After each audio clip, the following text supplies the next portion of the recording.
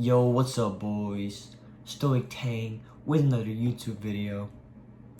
We already covered the topic of the law of attachment. So today, let's talk about the law of attraction. The law of attracting what you want and what you need by not wanting the thing. By not living your life by needing it. You get what you want by not focusing on what you want. You ever feel that feeling? Where one day you really want something so badly and you focus on that thing. You focus on the outcome of winning, of getting this validation, of getting this job, of getting this interview. And you never get it. But the moment and the day you stop focusing on that thing, you get it. That's what the law of attraction demonstrates. The law of attraction is not going to be nice to you. The law of attraction is like the law of gravity. The law of attraction is fair to everybody. Because something can only come to you if you let it come to you. Something can only be achieved if you stop asking for it. If you stop thinking about it. If you stop focusing on it. Because you know that as long as you put in that work, it's gonna come by any day now. Don't focus on the outcome, because the law of attraction teaches you that once you stop caring about it, it comes straight to you. There's just one Japanese author, Miyamoto Musashi. He says, consider yourself lightly, but consider the world deeply. Miyamoto says this. And what I want to focus on is the second part of what he said.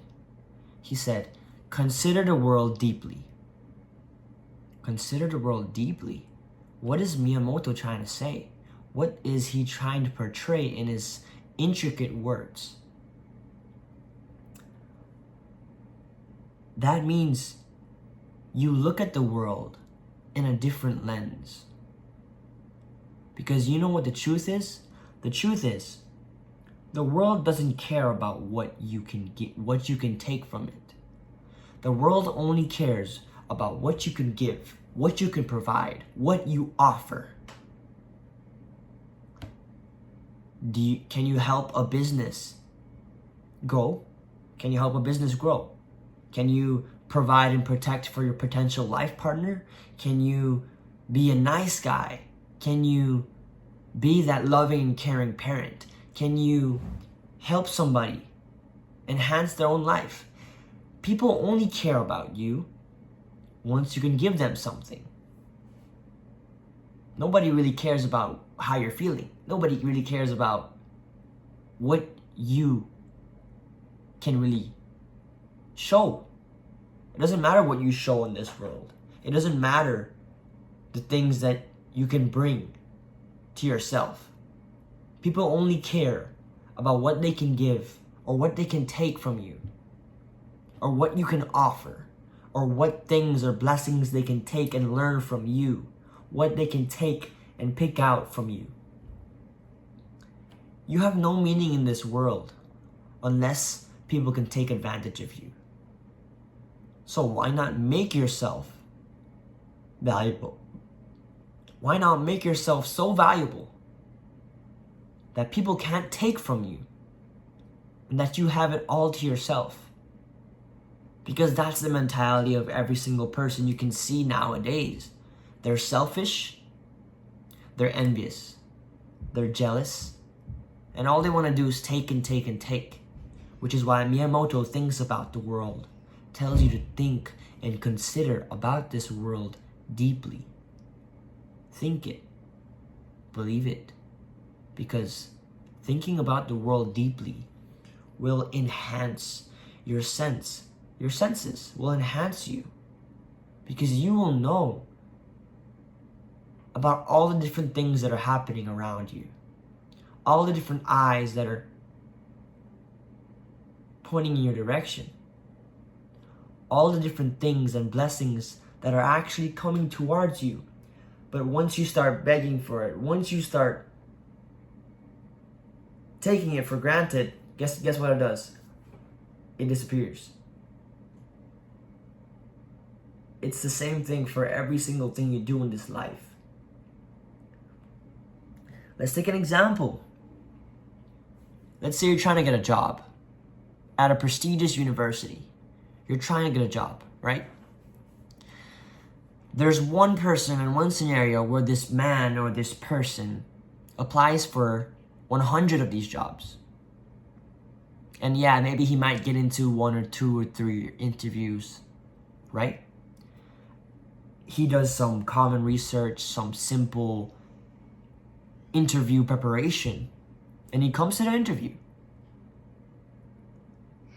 And they ask him some simple questions, and after the interview's finished, that person says, "Oh, thank you so much for having me here. I didn't get much applications before. I didn't get in much interviews, so please consider me." That made you lose all your chances of being accepted. That made you lose all of your opportunity. Because after seeing who you really are and that you're desperate for this job, that basically it makes you send a message to the company, to the interviewees, to the people who are interviewing you, that you need this job, that you can't offer something to this company, and that this company is offering you something instead. And why would someone want to offer you something without getting something back? That's what the company is thinking, and you're going to be rejected. Different case scenario. There's this guy who does a lot of research, who learns about this business, who learns about potential solutions for this business, who does actual research on his hand about this company or multiple companies. And he goes, instead of applying to 100 different applications, this person goes to a career job fair. And he talks to executives discussing what are the biggest problems in your industry right now and in your business.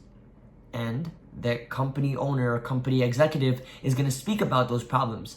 And if you've done your research to make yourself more valuable and more knowledgeable, then you will know some examples of solutions where you would provide this insight to this business executive. 10-15 minutes later, that business executive has heard so much from you that they create an interview for you because they believe that you're going to be a good fit to this company. You come to that interview, you say what you need to say, and they ask you a question. That question is, why do you want to work for this company? And you say, "Oh, I was recommended by this higher up executive from your company, blah, blah, blah, whatever his name is." And you also say that this person thought I was a good fit, but I'm still deciphering whether or not I feel like this firm or this company is a good fit for me. I don't necessarily need this. You don't say that, but you say it to yourself. I don't necessarily need this job, but I have to decipher whether or not this job is good for me. Whether I think this job is good for me, not what the company thinks about me. It's what I think about the company that matters. And you know what? You saying those words will cause you to be accepted because you're not asking for it. You're not pleading and begging for it. That's the law of attraction. You decide what's best for you, and whatever you decide will make the opposition or the company that you want to get in choose you. You need to at least build the perceived value of yourself as extremely high. Perceived value is not actual value. But once you build perceived value of yourself to a very high standard, then you can work to making yourself more valuable. Then you can work to the mindset of actually becoming more valuable. But if you can't think to the standard, if you can't believe that you're at this standard, then what makes you think that you're going to work for it? You're not. The law of attraction speaks to that. Don't go for what you want. Don't. You literally don't go for what you want and it comes to you.